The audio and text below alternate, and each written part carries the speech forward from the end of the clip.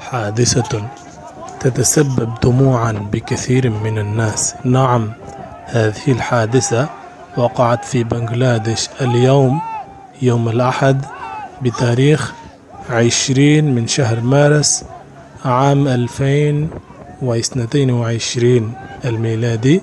هذه الحادثة وقعت في بنغلاديش، يعني تصادم بين سفينة كبيرة سفينة الشحن وسفينة صغيرة سفينة الركاب، وغرقت سفينة صغيرة سفينة الركاب وفيها 40 راكبا، ومما أودت بحياة 6 أفراد، وتم إنقاذ جثمانهم، وكذلك تم إنقاذ أفراد 15 أحياء، وكذلك جاري بحث لإنقاذ الآخرين